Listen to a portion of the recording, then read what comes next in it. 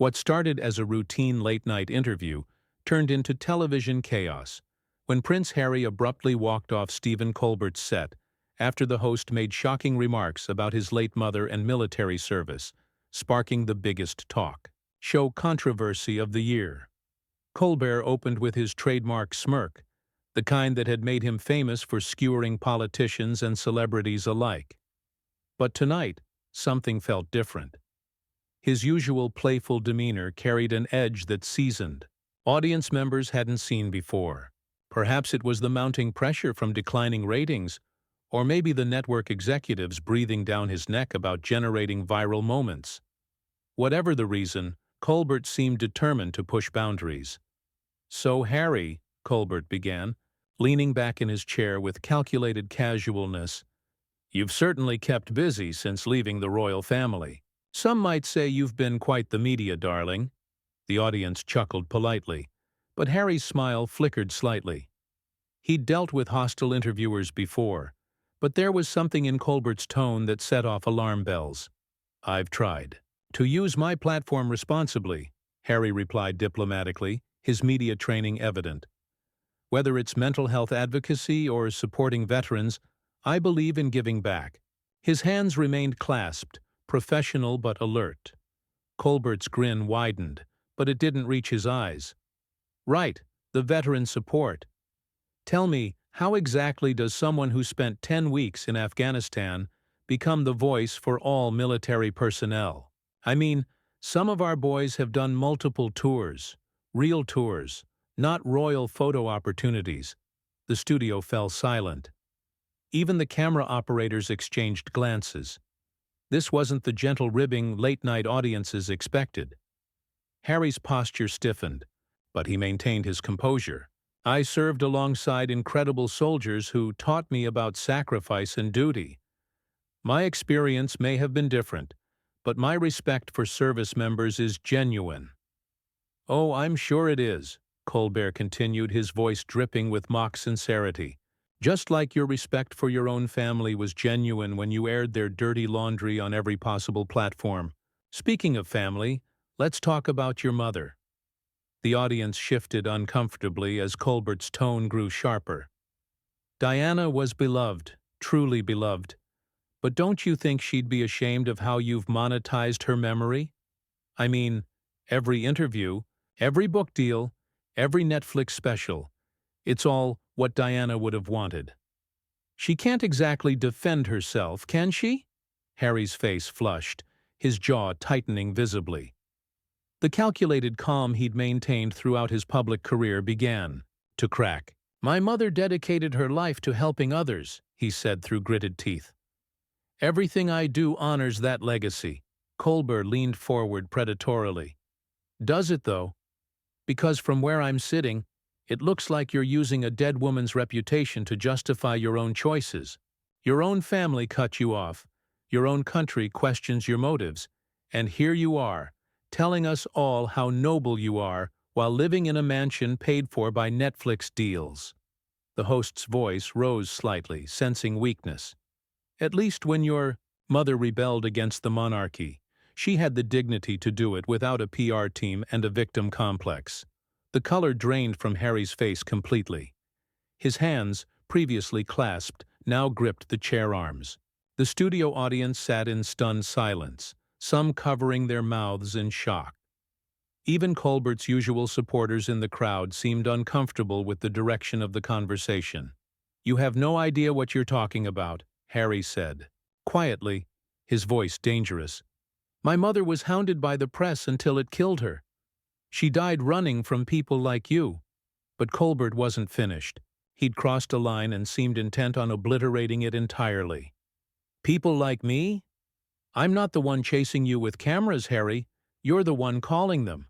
You're the one scheduling the interviews, writing the books, making the documentaries. Your mother ran from the press. You run to them with your hand out." The host's mask of comedic persona had completely fallen away, revealing something ugly underneath. "And let's be honest about your military service while we're at it. You killed people from the safety of a helicopter, then bragged about it in your book like it was a video game. Real soldiers don't keep score, Harry. But then again, real soldiers don't get to leave when things get uncomfortable. Harry stood abruptly, his chair scraping against the floor with a sound that echoed through the suddenly silent studio. His face was pale with rage, his hands trembling slightly. "You're despicable," he said, his voice barely controlled. The cameras continued rolling, capturing every moment of the unprecedented breakdown in decorum. The audience held its collective breath as Harry began removing his microphone, his movements sharp and deliberate. Colbert, perhaps realizing he'd gone too far, tried to backtrack with a nervous laugh. "Hey, come on, Harry, it's just television. Where's that famous British sense of humor?" But Harry was beyond salvaging the moment. As he stood there, microphone in hand, the weight of years of public scrutiny, family betrayal, and media manipulation seemed to crash down on him at once. The studio lights felt too bright, the audience's stares too invasive, and Colbert's smug expression too much to bear. "My mother would be ashamed," Harry said quietly, his voice carrying clearly through the silent studio. "But not of me. She'd be ashamed of what television has become, of what people like you have turned journalism into. She'd be ashamed that her death is still being used as entertainment by people who never knew her, never loved her, and never understood what she stood for." The silence stretched unbearably as Harry looked directly into the main camera, then back at Colbert. "This interview is over," he declared, and began walking toward the edge of the stage. But Colbert, whether driven by ego, panic, or sheer stupidity, couldn't let it end there. As Harry reached the stairs, the host called out one final devastating comment that would seal his fate and create a scandal that would dominate headlines for weeks. "At least your brother had the balls to stay and serve his country instead of running away to play victim in Hollywood." Colbert's voice boomed across the studio, amplified by his microphone. The words hung in the air like poison, each syllable designed to inflict maximum damage. The audience gasped audibly, several people standing up in shock. Even the production crew, hardened by years of television drama, looked stunned by their host's cruelty. Harry froze mid-step, his entire body going rigid. For a moment he stood perfectly still, his back to the audience and cameras, shoulders trembling with barely contained fury. The studio lights cast long shadows across his figure, making him appear almost ghost-like against the backdrop.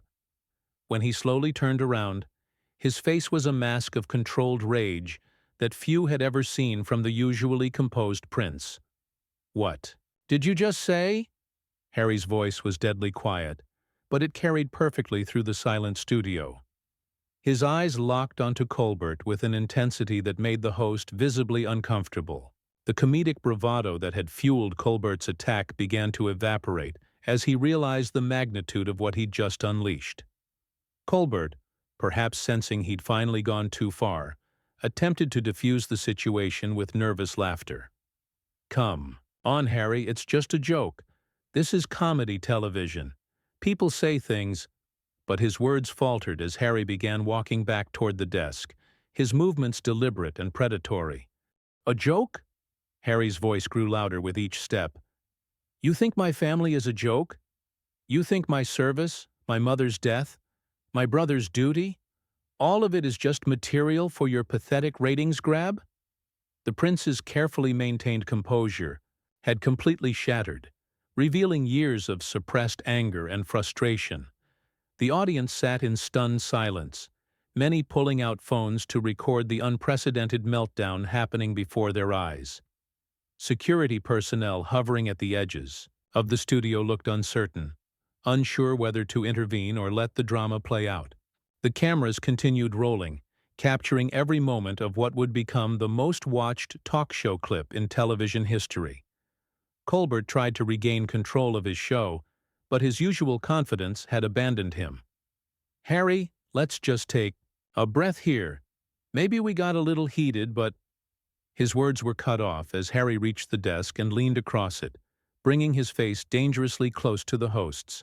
"My brother serves his country with honor while dealing with more pressure than you could ever imagine." Harry said through gritted teeth. "He carries the weight of a nation on his shoulders, while you sit here making jokes about things you'll never understand. You want to talk about having balls? Try living under a microscope your entire life. Try watching your mother die because of people like you. Try making impossible choices between family and conscience." The studio had become a pressure cooker, the tension so thick it was almost suffocating. Audience members shifted uncomfortably in their seats, some looking toward the exits. The usual energy of a television taping had been replaced by something raw and dangerous, like witnessing a car crash in slow motion. Colbert, now visibly sweating under the studio lights, tried once more to salvage the situation. "Look, maybe I went too far, but this is what we do here. We push buttons, we challenge people." But Harry wasn't listening anymore. The prince had reached his breaking point, and 25 years of public scrutiny, family betrayal, and media manipulation came pouring out. "You don't challenge anyone," Harry exploded, his voice echoing through the studio. "You're a bully hiding behind comedy. You attack people when they're vulnerable and call it entertainment. My mother was killed by people who thought exactly like you, that public figures aren't human beings, that we exist for your amusement, that our pain is your content." The cameras zoomed in on both men's faces, capturing every micro-expression. Colbert's usual smug demeanor had been replaced by something approaching fear, while Harry's rage burned with an intensity that seemed to fill the entire studio. The production team exchanged frantic glances, unsure whether to cut to commercial or let the confrontation continue. "You sit behind this desk night after night, destroying people for laughs," Harry continued, his voice growing hoarse with emotion. "You tear apart families, mock tragedy, and profit from misery. And when someone finally calls you out, you hide behind the excuse that it's just television, just comedy, just business." Harry straightened up, looking down at Colbert with undisguised contempt. "My brother didn't choose this life any more than I did, but he's serving his duty with dignity while you mock him from your safe little studio. You want to compare courage? William faces the press every day knowing they're waiting for him to fail, knowing that one mistake will be front-page news for weeks. That takes more courage than anything you've ever done." The studio fell silent again, but this time the quiet was different, heavier, more final. Harry looked around at the audience, at the cameras, at the production crew, all staring at him, with a mixture of shock and fascination. His anger was still palpable, but beneath it was something else: disappointment, exhaustion, and a deep sadness that seemed to age him before everyone's eyes. Colbert made one last desperate attempt to regain control. "Harry, I think we're both getting a little carried away here. Why don't we sit down and—" But Harry had already turned away, walking back toward the edge of the stage with purpose and finality. "I'm done," Harry said simply, not bothering to look back. "This interview is over. This conversation is over, and I'm done pretending that what you do here has any value whatsoever." As he reached the steps once again, the entire studio held its breath, waiting to see if Colbert would make the catastrophic mistake of trying to get the last word. He did. "Yeah, run away, Harry." Colbert's voice cracked with desperation and wounded pride. "Just like you ran from your family, just like you ran from your responsibilities. At least we know what to expect from you now. When things get tough, Prince Harry runs." The host was standing now, his face flushed red, his carefully constructed television persona completely shattered. Years of unchecked power and sycophantic audiences had created a monster who couldn't accept being challenged. Harry stopped dead, in his tracks. The silence that followed was deafening, broken only by the hum of studio equipment and the nervous shuffling of crew members. Even seasoned television professionals who had witnessed countless on-air meltdowns recognized they were watching something unprecedented, a complete breakdown of the basic respect that made civilized discourse possible. When Harry turned around, this time something fundamental had changed in his demeanor. The rage was still there, but it had crystallized into something colder and more dangerous. His voice, when he spoke, was barely above a whisper, yet it carried to every corner of the studio with crystalline clarity. "You really don't know when to stop, do you?" Harry's words were measured, each one carefully chosen for maximum impact. "You're so desperate for content, so hungry for viral moments, that you'll destroy anyone who sits in that chair. You've turned human suffering into entertainment, and you call it comedy." The audience watched in horrified fascination as Harry began walking back toward the desk for the second time. Several people in the front row visibly recoiled, sensing the explosive potential of the moment. The cameras, operated by professionals who understood television history when they saw it, captured every angle as the most watched confrontation in late-night TV history entered its final act. "You want to talk about running away?" Harry's voice grew stronger with each step. "Let's talk about what you're running from, Stephen. You're running from the fact that your career peaked years ago. You're running from declining ratings, from irrelevance, from the reality that nobody cares what you think anymore. So you attack people. You go after their families, their trauma, their grief, anything to get attention." Colbert tried to interrupt, but Harry's momentum was unstoppable now. The dam had burst, and years of accumulated frustration poured out in a torrent of brutal honesty that left everyone in the studio stunned. "You're a playground bully who never grew up," Harry continued, now standing directly in front of the desk again. "You hide behind writers and producers and laugh tracks, but underneath it all, you're just a scared little man who's terrified of being forgotten. So you create these moments, these viral disasters, because bad attention is still attention, isn't it?" The studio lights seemed to flicker with the intensity of the moment. Crew members who had worked in television for decades later said they'd never witnessed anything like it. The complete destruction of the artificial boundaries that separate performers from reality. The moment when entertainment became something raw and real and dangerous. Colbert, his face now purple with rage and embarrassment, made the fatal mistake of trying to match Harry's intensity. "You lecture me about responsibility? You lecture me about family? You sold out your own grandmother for a Netflix deal. You aired your family's private conversations on international television. You turned your wife's mental health struggles into content, and you have the nerve to judge me?" The accusation hung in the air like a physical blow. Harry's face went completely white, his hands clenching into fists at his sides. The audience collectively held its breath, sensing they were witnessing the exact moment when civilized discourse completely collapsed. "My wife?" Harry's voice was barely human now, more growl than speech. "You're going to bring my wife into this? You're going to talk about her mental health struggles like they're a joke?" The prince leaned across the desk again, bringing his face inches from Colbert's. "She nearly died because of people like you. She wanted to kill herself because of the press, because of the harassment, because of the lies and the manipulation, and the constant relentless attention from people who see human beings as content to be consumed." The cameras zoomed in on both men's faces, capturing the moment when entertainment television transformed into something entirely different. A raw, unfiltered glimpse into the human cost of celebrity culture.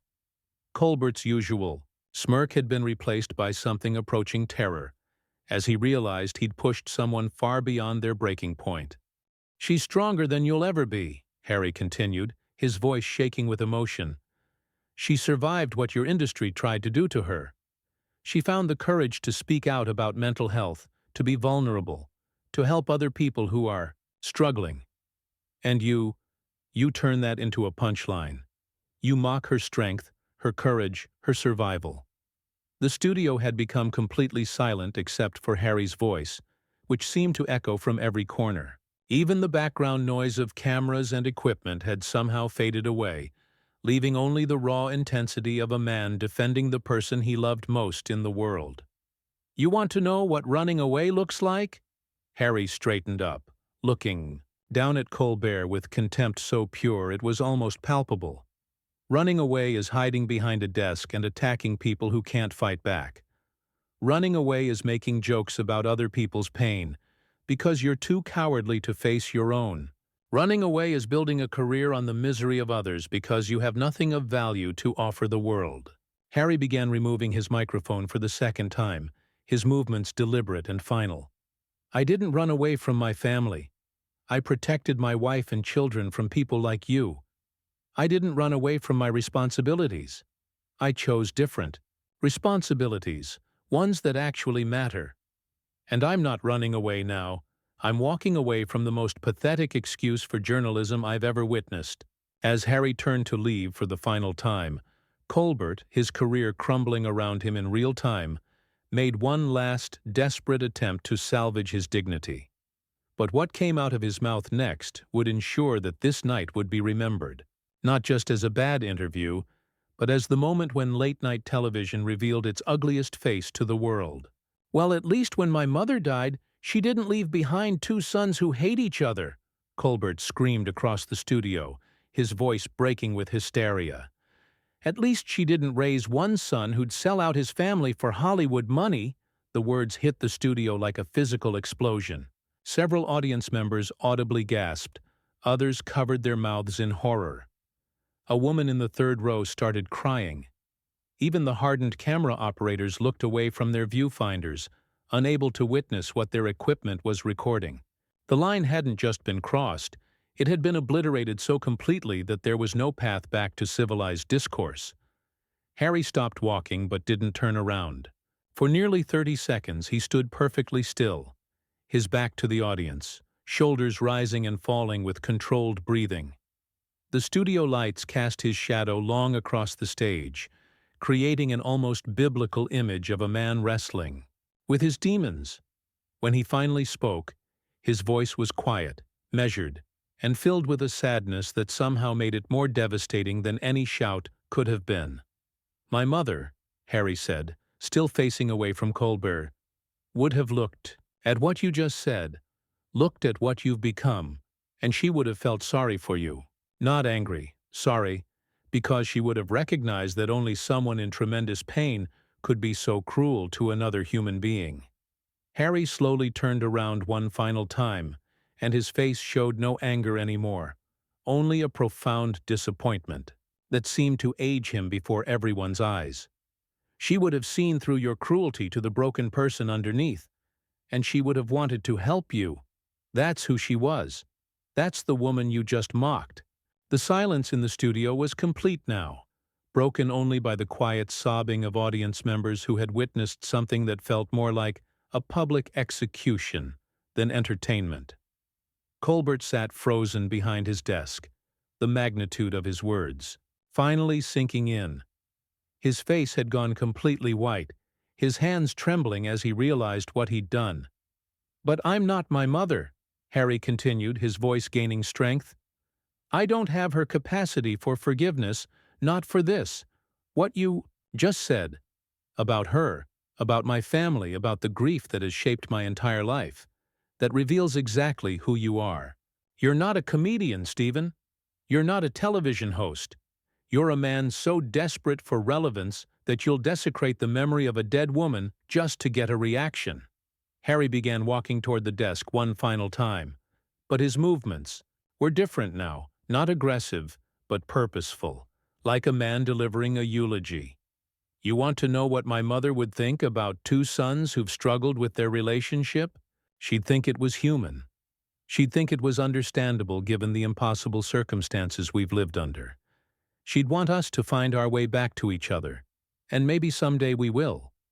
But what she would never understand, what would break her heart, is that there are people in this world who profit from that pain."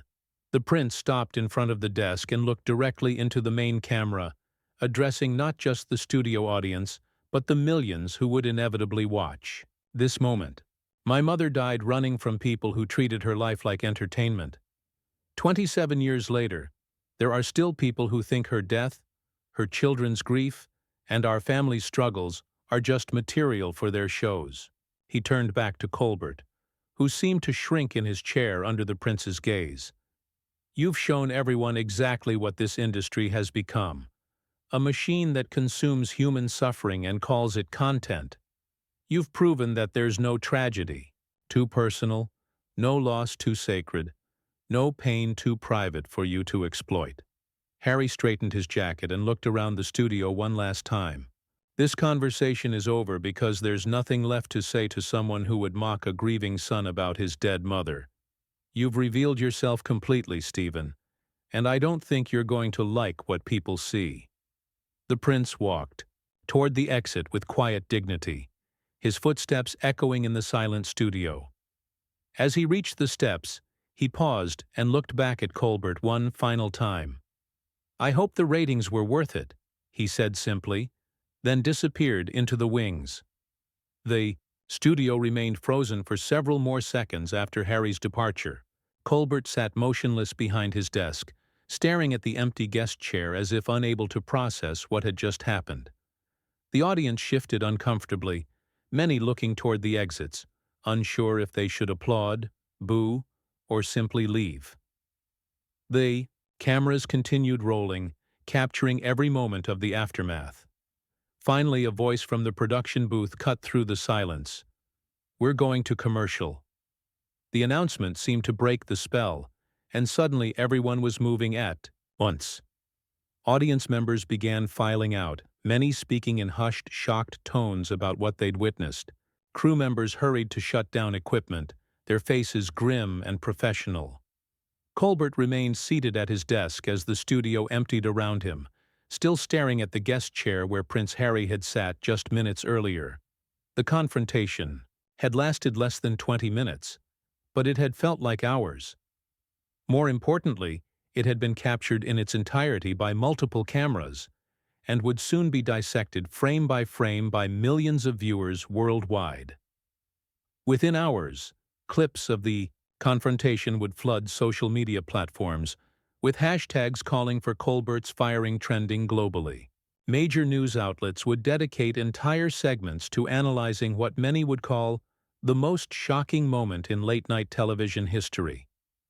Advertisers would begin pulling their support, network executives would hold emergency meetings, and media critics would write scathing pieces about the toxicity of modern celebrity culture.